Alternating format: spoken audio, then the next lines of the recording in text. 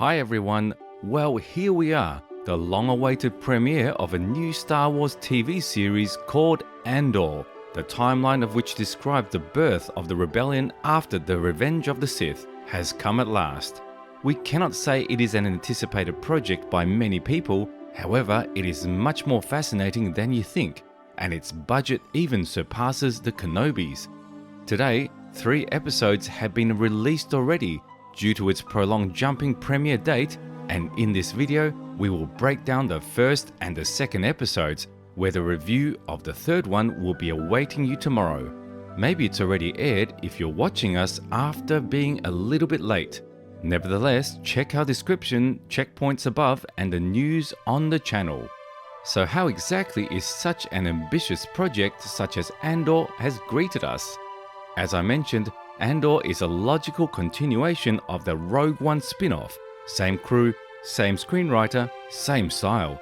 That's why it feels like we are back again, just like its predecessor. The episode opens up in a very beautiful manner. We see Cassian Andor in the flash right before us, on a very secret undercover mission on the moon called Molana 1. The action takes place 5 years before the Battle of Yavin. While Cassian engaged into business conversation with the owner of the local cantina on the matter of his missing sister, he is being eyed by the character behind the bar table, strangely similar to Nikita Mikhalkov. He suspects something is going on. However, it's not just a regular grunt, but a local law enforcer alongside his companion who immediately follows Andor into the rain. They decide to snub him of his money, but it appears that will be a challenge. After a small chat and police search, Cassian manages to knock off the police guy and then disarm young Mikhalkov by delivering the takedown. As it turned out, Cassian himself reluctantly finished off the young man by pushing him too far, where he hit the back of his head after the fall. And from Cassian's reaction, you can see that he sincerely didn't want that.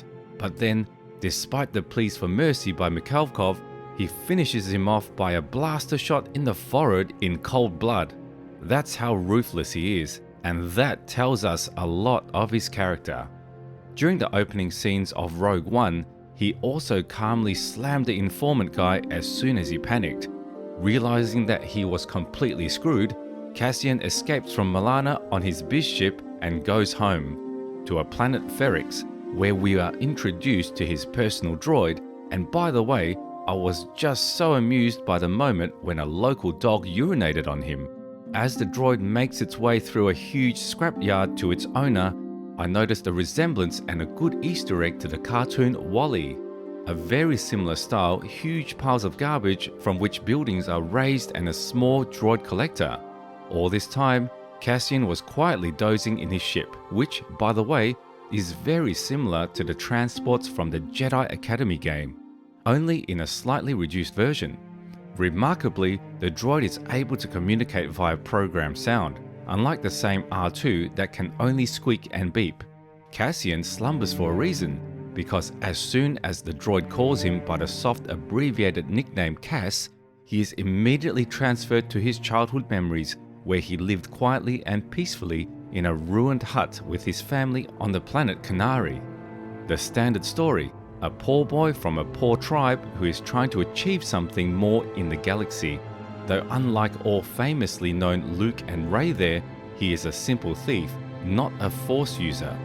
Together with his entire tribe, he is watching a falling ship, which most likely was carrying humanitarian aid to them. And Cassian's slight indifference show that this is not the first time this has happened, and he is already used to it. When Andor finally wakes up, he begins to figure out alongside his droid how to get away with his foster mother, Marva, because she tells him not to get into trouble, although he does just that. Then we are introduced to Cassian's best friend, the hard worker Brasso, who helps him out by covering him. In reality, Cassian is a hard worker himself, although this is not the most important part of his life.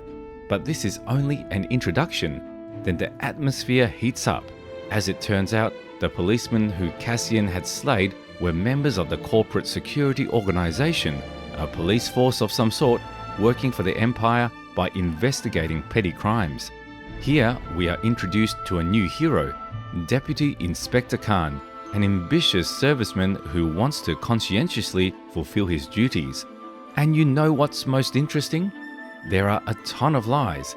By following Cassian and his friend Khan, wants to solve the murder of 2 employees on Morlan as soon as possible, but pinned down by his snickering boss. The crime is complicated. There is no evidence and witness, so he orders Khan to hush up the case, come up with a story that will put the dead in a good light, so as not to tarnish the reputation of corporate security and forget about it forever. The boss himself goes to meet with the new leadership from the Empire. The main message of this scene is that the top of the new regime is trying once again not to dirty its hands and values only its own well-being, and the police are mostly scoundrels, although there are such ideological ones as Khan among them. Meanwhile, Cassian comes to the workshop with his ex-girlfriend named Bix, who is engaged in sawing speeders and at the same time smuggling. Cassian begs her to arrange a meeting with an unknown powerful buyer to whom he can push the stolen Imperial modules, and the money from the sale of this item will be enough to get away from Ferrix forever. I think you already understand who this mystery buyer is, but we will get to him later. But for now, we are again taken to the corporate security office, where we again see Khan, who is on the verge of treason. You can clearly see how he wants to investigate this case, despite the prohibition of his superiors. And he does this. He notices a point on the radar, Cassian's ship, and orders his subordinate to investigate the case anyway. He does not intend to deviate from his principles so easily. While he is sending out orientations to Ferrix, Andor's ex-girlfriend contacts a mysterious client through an old underground transmitter. Cassian, meanwhile, is again doing something murky. Either he twists parts from his ships, then he deceives people who owes money, then he hides from someone. And the episode ends on a flashback. The tribe of young Cassian goes with him to the crashed transporter on the planet Canary. In fact, this is where the episode ends. So far, nothing big has happened. We just introduced some of the main characters and showed new planets. What I liked is that the locations are really alive, and the narrative changes from one character to another over the course of the series, although in past series it always revolved around one. There are quite a few locations, and all of them are very beautiful and well designed. At least they are not deserts, and thanks for that. Well, this was the first series. Now let's talk about the second. 1. Where the story was cut off, how it continued. 2. Where the story ended and we continue. 3. Where were we? Ah yes, the ship. Cassian, together with his street gang, rushes on the jungle straight to the fallen ship, but along the way the group rises to the abandoned mining facility on which some minerals were excavated.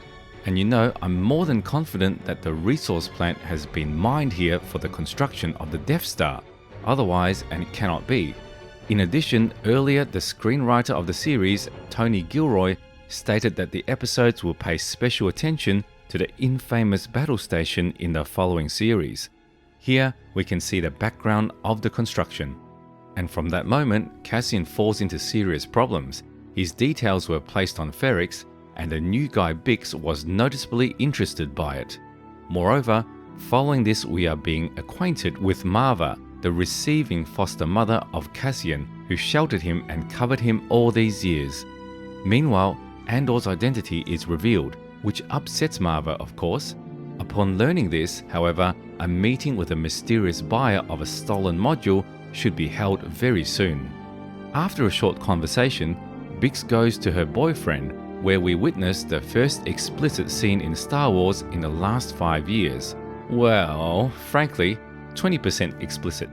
Meanwhile, Sergeant Linus Mosk arrives at Khan, who, unlike the rest of the police, is as determined as Khan himself, wanting to catch the fugitive as soon as possible, and Cassian's portrait was previously shown to Khan on a hologram. And I really like the dialogue between the two servicemen. There's something interesting in it. Linus Mosk said that Empire annexed too many planets that were not initially subordinate to the Chancellor and the Republic, and excitement is felt on all planets. People are dissatisfied conflict is slowly escalating and corporate security must firmly suppress any dissident so that no uprising begins. Strong moment. This is how the Empire kept the occupied systems under control for many years, though we were introduced to the policemen responsible for suppressing the uprising only now. Actually, Khan and Moss go to Ferrix to catch Cassian, thus fulfilling their duty. While all this pacing is going on, Luthen Rael, played by actor Stellan Skarsgård, the main star of the series, arrived on Ferrix. He is the same mysterious buyer, and at the same time a skilled spy who creates resistance from desperate warriors and thieves. Their meeting with Cassian will soon take place, and of course in secret from Maarva, who, by the way, decided to indulge in memories by touching various objects in her adopted son's room. On the table next to all sorts of tools was a bantha toy, a Boba meme, and next to it was Cassian's battle staff, with which he armed himself during his difficult childhood. Speaking of him, again flashbacks, again a gang of homeless children, and again little Cassa. The teenagers finally found the crashed transporter and are now in a hurry to loot it as soon as possible. As it turned out, the ship is Imperial, but no humanitarian, and what is even more interesting, almost the entire crew died and their skin turned yellow. It was also revealed that the mine shown earlier was not so much abandoned as seemed firstly and was intentionally left after some tragedy. While the youth yawned, one of the pilots got up from the mud and shot the gang leader in the back. And you know what struck me most? As soon as a huge gang soaked the pilot with darts, they approached the hopeless girl's body and with a combined effort with tears delivered her back to the village, and only Cassian decided to beat off the group and still check the ship. I'm wondering why they are that stupid. They did a huge way for this, they knew where to go, and to carry the fallen sister would have enough with a couple of people. Why leave everyone? But anyway, Cassian climbs inside, and the episode ends with a conversation between Luthen Rael with her grandfather in the train. The conversation is spiritual, at least a little bit, and strange. The grandfather said something like, "Everything is not so bad," even though we're being made to pay 60 loads for a ticket, and what is noteworthy is that he noted, "Do not want to talk? Well, you do not always know who you really communicate with." Once again, hinting that Luthen is not as simple as it seems at first glance. That's all. That's how the first 2 episodes of the Andor series have met us. You know, I like everything. I understand that the story is just getting started and the real action is waiting for us in the 3rd episode. Do not forget to subscribe to the channel so you do not miss the episode reviews and news breakdown about Star Wars, and come tomorrow for more juicy content, or see the 3rd episode review above or link in the description if it has already come out. Thank you all for watching. See you soon.